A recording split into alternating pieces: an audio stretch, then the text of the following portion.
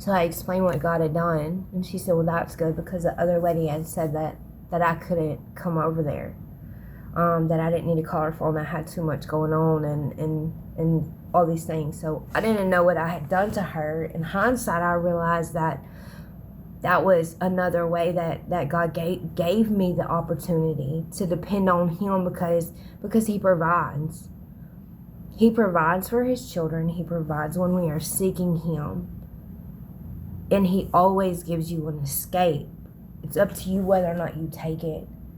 But if she would have told me I could stay there on her floor, I would have had a crutch. I would have not acknowledged what an amazing intervention, even at $117 jackpot, that was the hand of God in my life and in my journey.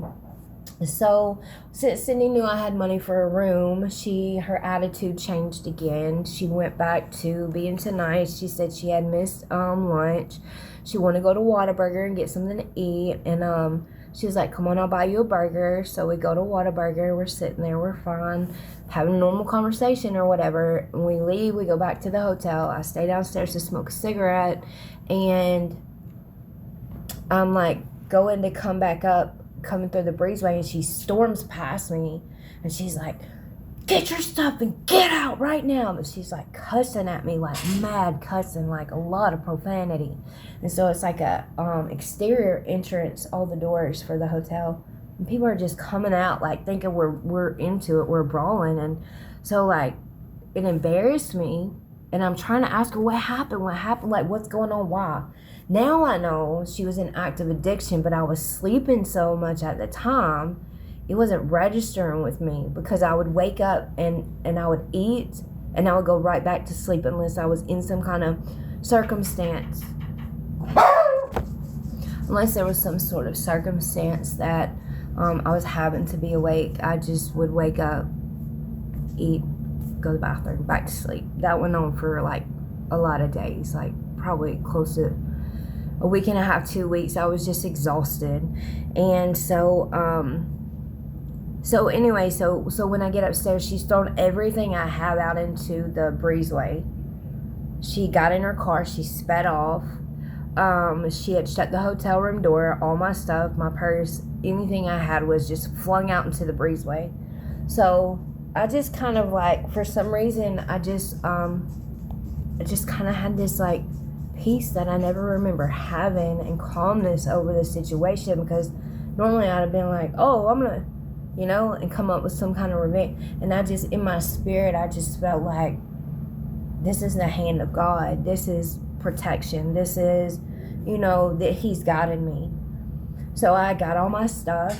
I booked the other hotel room. I found out how much the incidental deposit was. It left me like $9. So I was on the phone with Mick. I was trying to figure out about the Uber, because she had left me, and the other hotel I was going to was like half a mile away. So I told him, I said, if I get on here, and the Uber to the new hotel is like $9. I was like, I'm going to lose my mind. I was like, I'm not, you will never be able to convince me God is not really again. So I get on there, and the Uber ride is $8 and I think 71 cents. So I start crying. Mick's like, wow, that's amazing. So I go and I carry all my stuff to the front, and that was the cheapest car. So it was like a little compact car. So with all the stuff that I had brought, because when I packed my bags, I was in active addiction, so I had everything.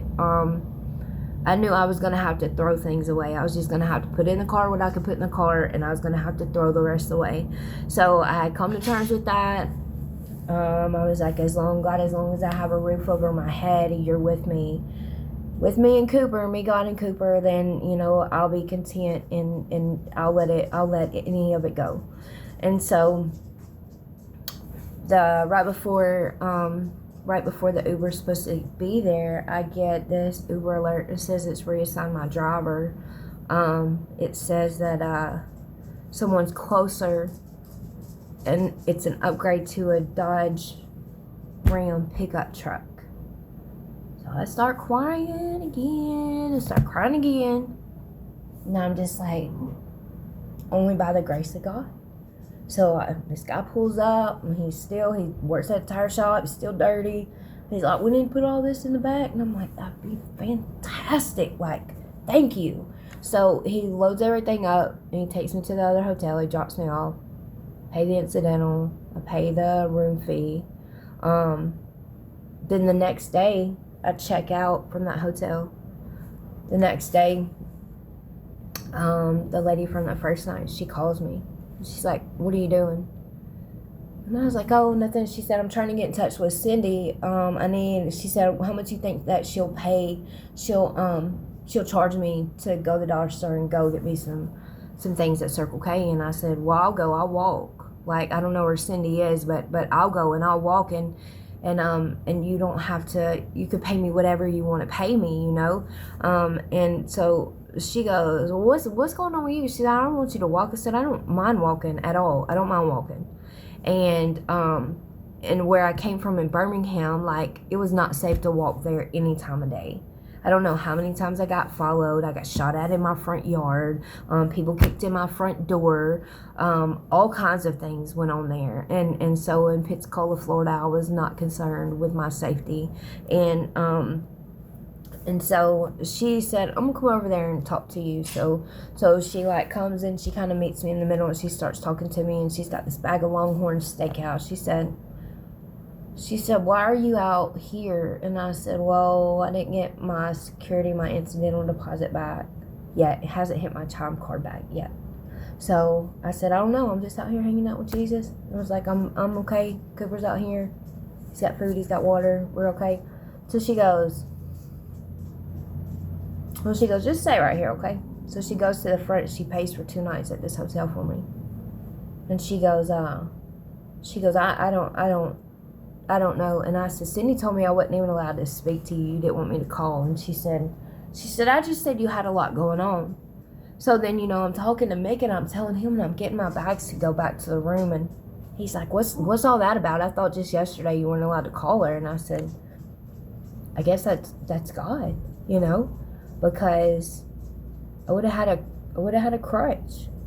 Like, everything that happened was obvious to me. That only through the grace and through the hand of God was anything manifesting like it was. So once she got me those 2 nights in that hotel, I got this desire to start writing down the things that were happening, because it was happening so fast. And to me and to Mick and anybody that Mick was sharing the story with as it progressed, everybody was like, that is the hand of God all over it. So I just keep thinking about these prayers about watch all the doors open, like, I'll provide for you, I got you, like, but you have to. So this whole time, I'm just like, you know, I'm like, oh, I remember, well, on this day, it just like hit me, you got to start writing it down. And this is all I had. I was so broke, like, this was the journal that I had. And so I started writing it down, and I got to day 5. Number 1, I've never hung out with preachers. Even when I was little, went to church, like, and did want to talk to the preacher. And I really wasn't I had been intoxicated for so long. I really wasn't, like, down with, like, calling people who had been sober for a long time. I know that kind of sounds weird, but, like, I don't even have anything to conversate with you about, you know? And so I got to day 5 in my journal, and I was talking about the shelter. And it was like literally like something smashed into my soul and was like, call and tell them thank you. But I was so mad at them because they wouldn't shut up that I couldn't remember anything. I got to thinking about it, and I remembered his name was Chuck, because my dad used to say my maiden name is Yeager, and people would say, ask my dad, are you related to Chuck Yeager? Are you related to Chuck Yeager? Which was something to do with planes. I can't remember now, but it was like a big history deal. And my dad would go, oh, yeah, Uncle Chuck. But we were of no relation. So I remembered Chuck. I remembered Fairhope because I thought it was near Birmingham. And I knew he was a preacher. So that's all that I remembered. So I typed that into Google, and it came right up. And I was like, no way. You know what I mean? So I called the number. It was a weekday, so I'm thinking I'll just get a voicemail. I just want to tell him thank you. Like, he planted some seeds. They have been going through my mind like it's made a difference, and I appreciate you driving all the way to Pensacola to a mission to speak about it, and it's at least impacted my life. So it rang like 3 times, and he goes, I hear, "This is Chuck." And I was like, "Did you say Chuck?" He goes, "Yeah, this is Chuck." And I said, "Hey," and I said, I was expecting your voicemail. You don't know me. I was at Waterfront Mission. You came there. Your wife tried to give me a Bible. I didn't want it. I wanted y'all to just, pipe down so I could get my dinner. And I said, but I keep hearing parts of your sermon replaying in my mind. I keep hearing sever all the ties, burn all the bridges. And I just want to tell you, thank you for being obedient. You have impacted my life. I don't know where I'm going, up or down from here, what I'm doing, but I know God is in it. And my acknowledgement of that really started the day after your sermon. And I just want to thank you for being obedient. So as I'm doing that, right, he goes, "Thank you so much for calling and telling me that." Later on, I found out that he almost didn't even agree to go speak at that shelter. It was the second time, and he was like, they were just getting established as a church and a ministry. He said, "I had nothing to offer anybody if they needed help." He said, "I almost didn't go because I thought, what impact, I can't even help." So they weren't coming, and I feel like God's sitting them there just for me. Like, just to say, we need these seeds in this soul right here at this location on this night for this girl. Like, that's how intimate and personal it is when you are walking and seeking and talking to God. Like, I have no doubt in my mind that's what that was. Even if no one else was impacted, God knew that I would be. God knew it would take those circumstances.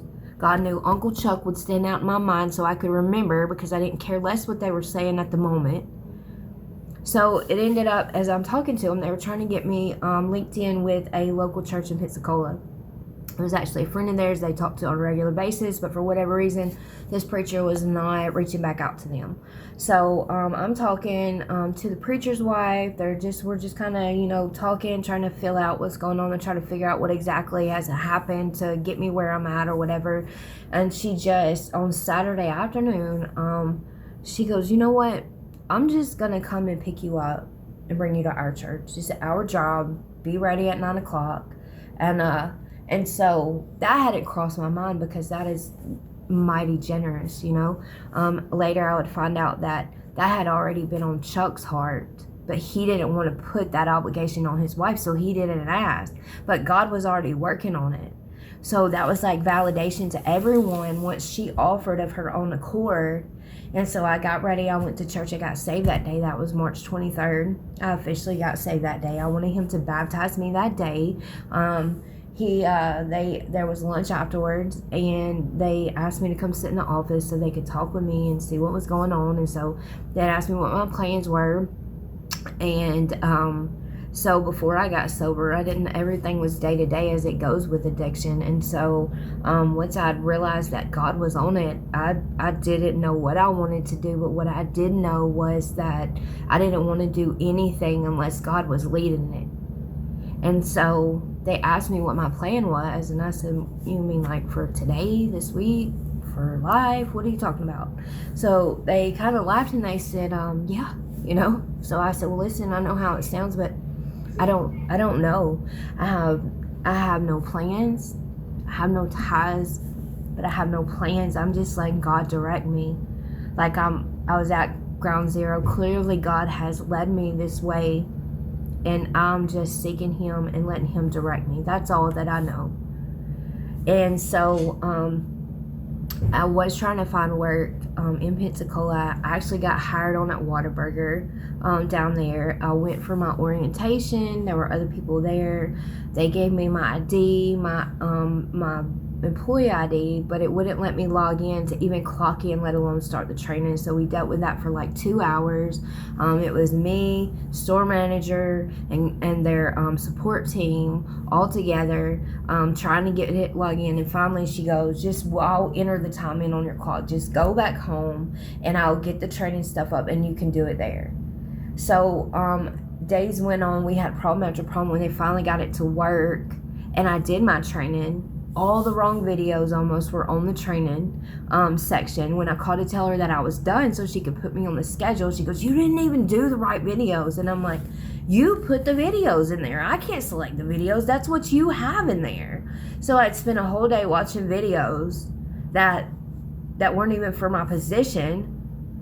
And then she sort of, it's just thing after thing after thing. And I was like, here's your sign. So a girl that I had done, went up there and met for the orientation for Whataburger. I called her and was like, did your stuff work? She goes, girl, I just got a job at Walmart. They are doing open interviews. So I went to the Walmart and they hired me on the spot.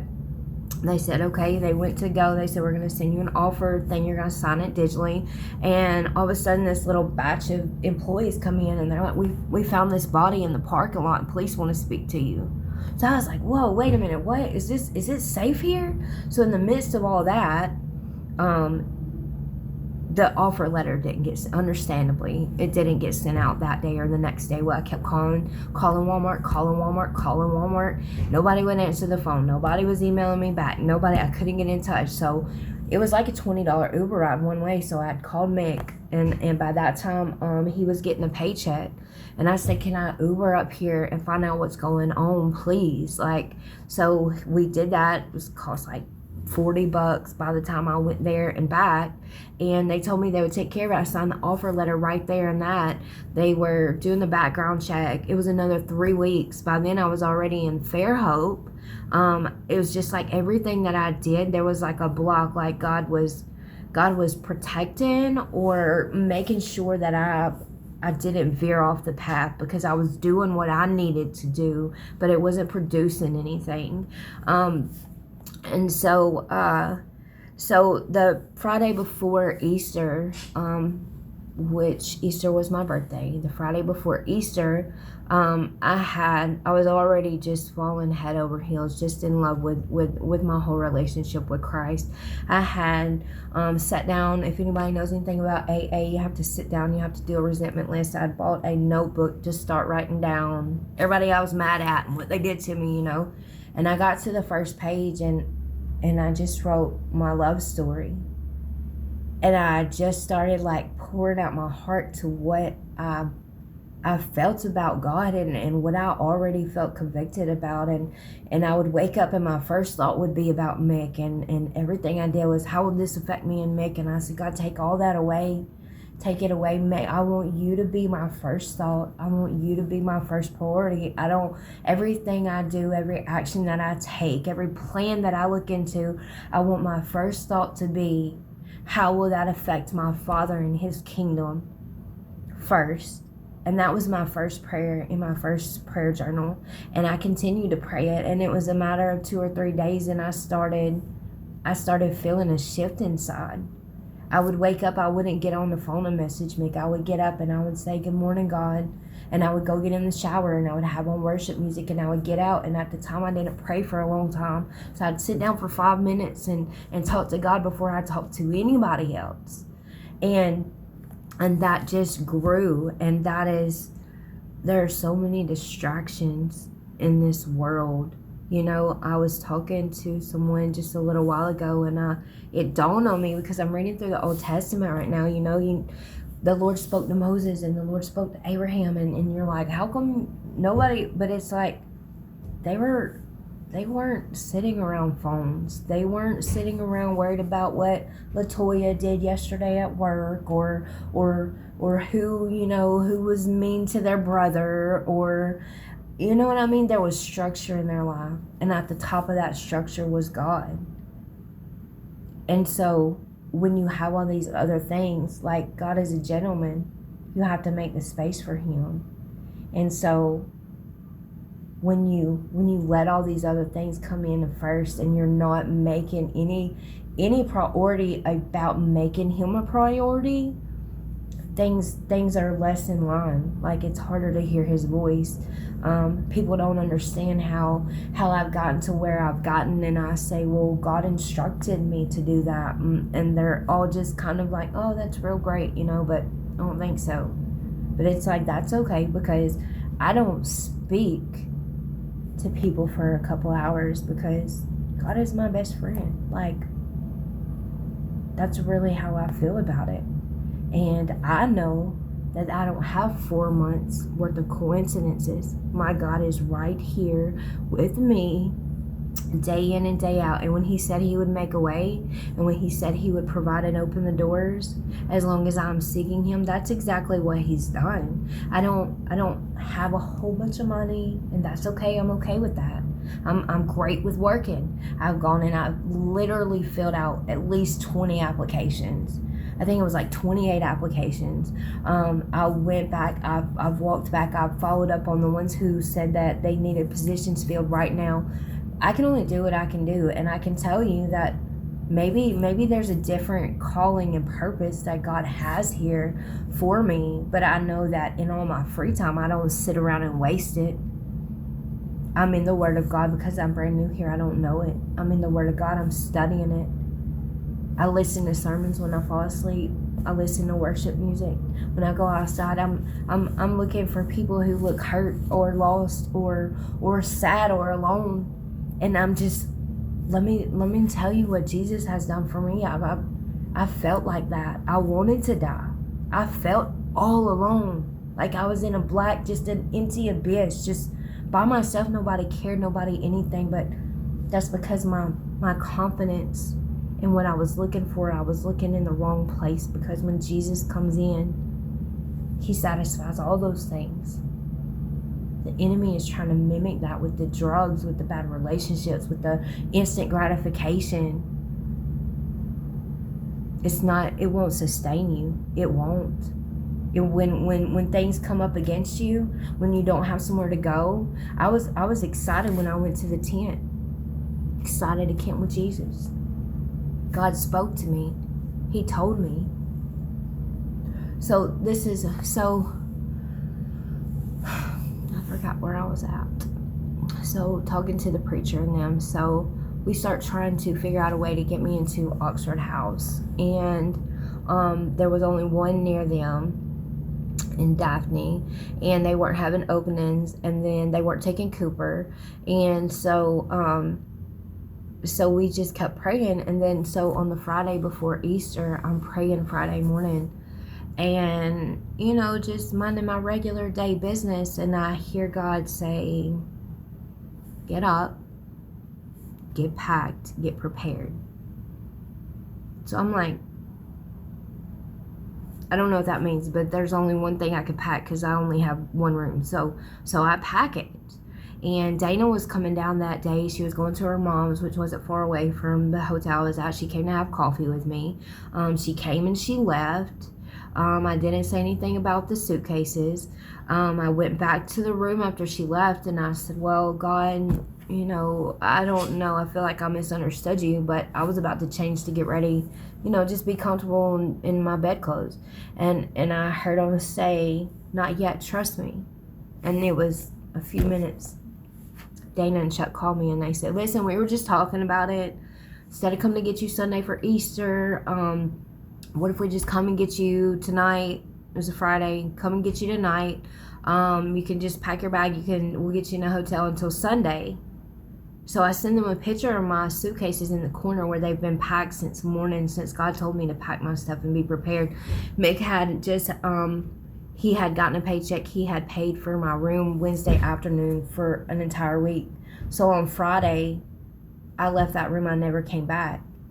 I knew I left with everything that I wanted to leave with, because God had spoken to me, and I knew I wasn't going to stay with them, and I didn't know how, and I didn't know where, but I knew that's what God told me. So I knew that my confidence could rest in the fact I was not coming back to Pensacola. So at church on Sunday, I meet this lady Tammy, and actually talk to her. All of a sudden I realized she works, or she has a construction company. And so I'm like, I can paint. So she's in the closet setting up. She's by herself and everybody's doing other things. So I come up there and I'm saying, hey, I heard you have a construction company. And she goes, yeah. And I said, I can paint, like without blue tape and everything. So she starts laughing and she goes, okay, well, and then she said, actually, I got this garage that just got bricked in. She said, I'll let you do that. I usually pay $1 a square foot. You can come and you can stay. It's at an Airbnb I'm doing. So you can come and you can stay there for 2 days and paint the room, and you literally can't mess it up. So I was like, oh, can my dog come? So she's like, yeah. So Sunday, Easter, all the things. So then Monday, she picks me up and takes me to Foley to the Airbnb. Now, luckily, from years past, I had been with someone who taught me how to paint, who at the time was a very good, reputable painter, and did high quality work. And so I did know how to paint. So it took me some time to get my stamina up, because I'd spent all those years just being high and doing random things, and it was hard, a little bit hard, and I think that was another opportunity that I did not miss, to pull into God and ask him to just grant me the grace of heaven to come and work with me, to just carry me through. I struggled with it, and then all of a sudden one morning I was praying. It went on into day 3. I was having a hard time, and so I was praying about please don't let me be sluggard. And then I just heard, then I said, teach me how not to be. And then it's like I heard, just get up and go to work, you know. And then I'm out there and I'm thinking, and tithing starts being on my heart, and I'm like, I don't even know, how can I tithe? Am I in trouble if I don't have money right now? And so then all of a sudden there was just this shift, just this love and peaceful feeling, and all of a sudden this work day that I was trying to get through, I got the passion for it like I did have before I was in destruction and drugs, for getting up and pushing myself and working for my kids. All of a sudden I got that same fire back in me, because it was all that I could give back to God, was to work and to tithe, to give back to him. And I started saying, everything I did, I'm painting this wall for Jesus. I'm cleaning this floor because this is how I would clean it if Jesus was walking in. And everything I did, I'm setting this furniture for Jesus. In my mind, this is Jesus's furniture. And things started coming out. I couldn't believe the quality of work that was coming out of me, especially sober. I know that God goes everywhere with you. When you invite the Holy Spirit and Jesus and the presence, and to be active with everything you do, and invite them, everybody wants to invite them to the funeral, and they want to invite them into the problems. What about if you just invite him to coffee and stop calling on him like he's a genie? Sit down like you would have your best friend. You want to come have coffee with me? My grandmother died. Will you come to the funeral with me? Like, why do we treat Jesus like he doesn't want to be everywhere with us? That's when things become a lot more intimate. I walk my dog with Jesus. I definitely paint with Jesus. I don't want to brush my teeth without having Jesus. And it's just that I'm in love with him to that extent, and it changes your entire perspective. It changes everything that you're doing. So that was a big shift that happened with me and Foley. So once I was working and she realized I could paint, she agreed to let me stay there until the Airbnb was completely finished. When we got close to the end of time for that, I didn't really know where I was going to go. We knew we were getting down to like the last 7 days, 10 days, whatever. So I started talking to God. I'm like, I don't know. My mansion's not here yet. You know what I mean? And so I'm like, I don't know what you want me to do. And he recalled to memory that very first prayer that I had, there had been this thing I always told Mick, I sleep in a tent anywhere with you, because, you know, we were on drugs and we were in tents and we were doing all the things sinners do. And I thought I was in love then, you know. And in that first prayer, I had told God, I just want that love to be only to you. Help me to always be willing to sleep in a tent anywhere with you. So that gets recalled in my memory in the middle of me praying and trying to figure out, direct me, Lord, where you want me to go next. So I said, okay, I'll go camp. I don't care. As long as you're with me, I don't care. So he kind of like, I feel like he's directing me towards Spanish Fort. So I end up going to this campground in Spanish Fort, and I'm hopeful. My heart's joyful. I'm hopeful I get to like maybe get there and meet people who are still on drugs, and they maybe they don't know about Jesus, or maybe they know about the Jesus I met before, but they don't know this one. They don't know the one that hangs out with you all the time, that always listens, that never rejects you. Maybe I can introduce, I can give God a doorway to walk through and change more people's lives. So I go to check into the campground, and literally nobody is there. So I'm like, I don't even know. So I'm like, maybe I'm crazy. Maybe I'm lost it. And I just hear this still voice. I sent you here. Trust me. So there was a max of you could only stay there 5 days. So I had enough money after working and things like that. I had enough money to pay for the 5 days. I set up the tent. A little later that day, on Friday, that was a Friday, a little later that day, this one campsite down the street gets running, but they have a car, so they set their tent up and they leave. And that goes on Friday night and Saturday night, and Sunday morning I get up and I'm thinking, all I got is 2 more nights. All I got is $200. Like, I know you have me here for something. I've been just diving into the word and prayer in this isolation, and I'm content in this tent with you, but my time is about to be up, and I need you to speak. I need validation. I need you to speak to me and tell me something. So I had prayed in the midst of those few days. I said, I don't care how you use me. I'll go anywhere. I'll do anything. I have no ties, but I have no plans. I just want to do whatever you want me to do, God. So I had asked him I said, I want to be in a covenant, like Moses, like the prophets, like use me. I'll be the witness you kill in the streets in Revelations. Just use me. I don't want a second of my life without you. I don't care how you use me. If it's for your will, I'm willing to live or die, rich or poor, single or man, like I don't care. I'll give it all up just as long as you're with me. So I kept, like, these little things about Moses or whatever just kept popping up, right? So on Sunday, after I've gone back to God, like, in tears, like, please, like, I don't know, you have me here, I don't know. So the girlfriend down the way, she comes out of the bathhouse, which was right across from me, and she was on the phone. And so God goes, invite her to campfire coffee and tell her what I've done for you. So I was like, hey, you want some coffee? And she goes, oh, well, my friend's down there asleep. I don't know. She's like, I might come back. I was like, cool. So she comes back. And so I'm like, all right, let me get the campfire going. I'm horrible at that. And so it took me a minute to get water boiling to make it coffee. And so anyways, we're talking.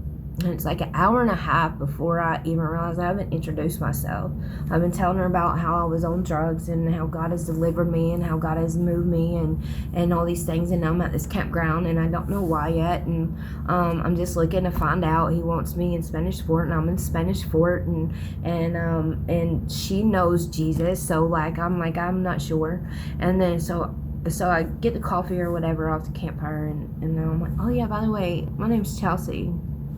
And she goes, hi, I'm Acacia, named after the burning bush in the Bible. And I was like, stop, Moses bush? And she's like, yeah. So she's telling me about her mom, who had a addiction history, radically got changed by Jesus. Just the desire, just like me, just got lifted right up out of her. She has been chasing Jesus actively for 18 months. She works at a rehab facility in Arkansas. They have state beds and things like that. And that they're willing to do whatever. Her mom will, help me or whatever, but that meant nothing to me because God told me Spanish Fort, so I don't need to know all the details. He said Spanish Fort, trust me, so I'm in Spanish Fort, trust me. So he goes, they were there for a birthday weekend. They decided to leave a day early to save money, and so they were going to leave Sunday. And then as I'm talking to him, and her friend wakes up and calls her looking for her, and I'm like, I'll make her a cup of coffee too, so we get to talking. And so she comes up there, and God goes, now I only have $200 left. I don't know what I'm going to do, right? And this is where it matters, where you listen to the voice of God instead of worrying about what you have and stacking that up for your needs later and not trusting in what God is saying and helping people. So he goes, offer to pay for their campsite for tonight. So he's already taught me enough to know that I don't need to worry about the $200. Like, whatever's going on, just do it.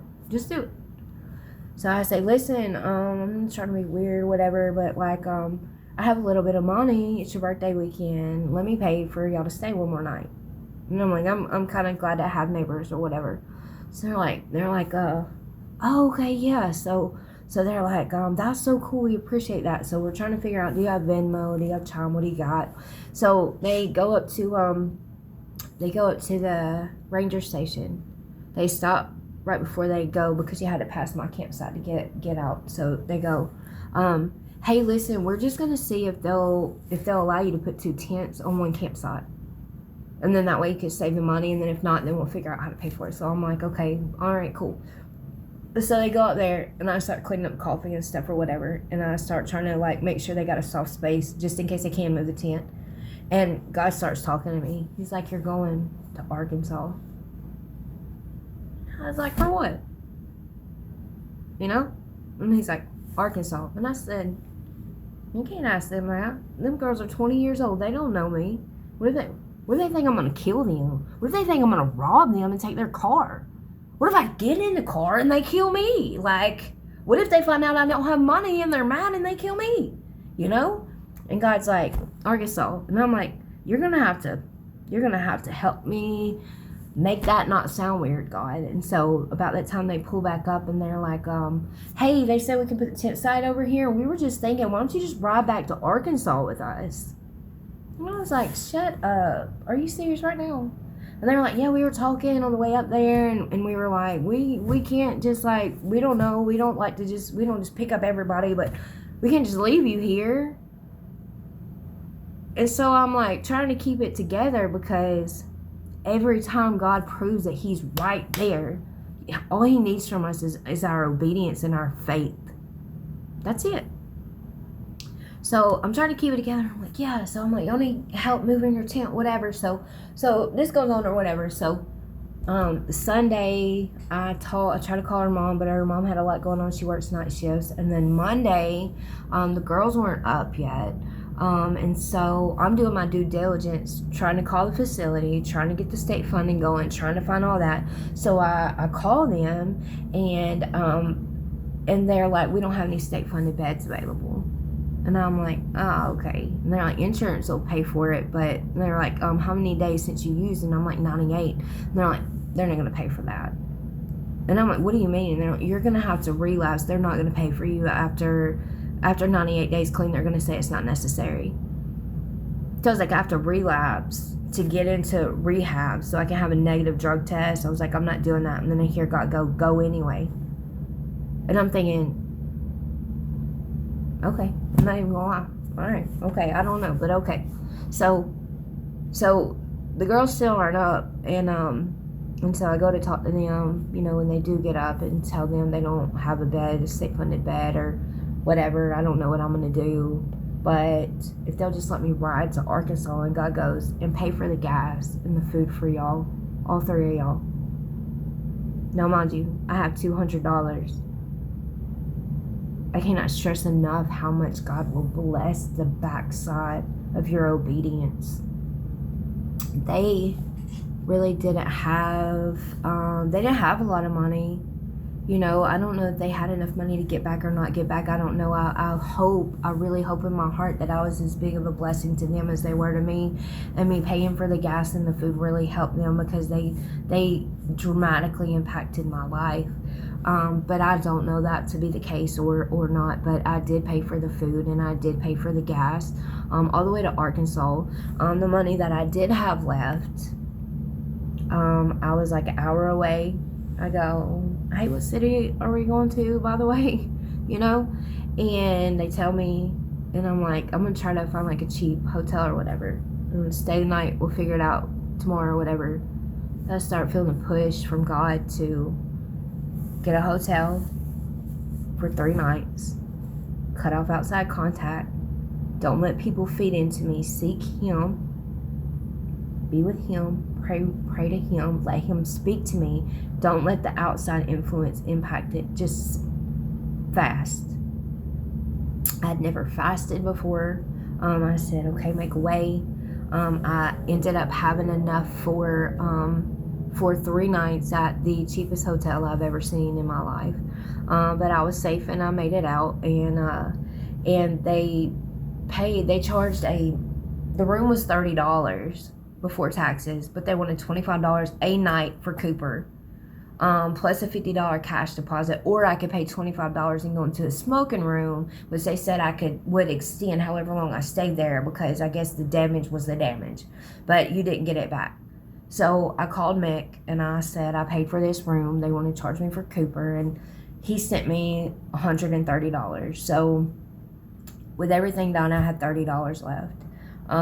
And so I tell everybody, I'm MIA, don't worry about me. I tell the girls, I said, don't get it twisted. Like, I'm not trying to not talk to you anymore, but I got to go and be alone with God. Like, now I'm all the way in Arkansas. Like, things are getting like a little bit, like my flesh is feeling a little nervous, and I've just got to go. I got to cut off everybody. I got to go seek my Father. And they're like, okay, cool, bet. Just call us if you need anything, you know? So then on Tuesday, my second day ever in fasting, prayer, everything I'm doing is just consumed with God. Even more so, I'm not looking at my phone. I'm not just talking to God. And I hear Tulsa, Oklahoma. And I'm like, I just rode 9 hours to Arkansas. And it's like Tulsa, Oklahoma. I'm like, I don't even know what's in Tulsa. What's in Tulsa? What's in Tulsa besides tornadoes? Like, show me something. I don't understand. You're gonna have to. Here's my phone. Direct me. So I look up to see how far Tulsa is. That's where I start off. It's 4 hours and some odd minutes. So I'm thinking, maybe I can convince these girls who love road trips. Maybe if some money comes in, I can convince these girls to take me to Tulsa on a road trip.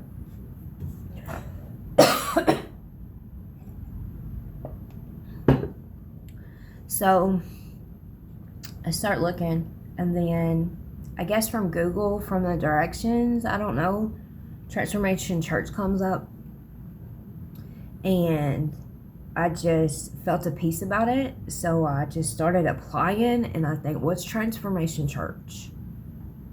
I did end up, it did get recalled in my memory that, so I was watching a lot of Stephen Furtick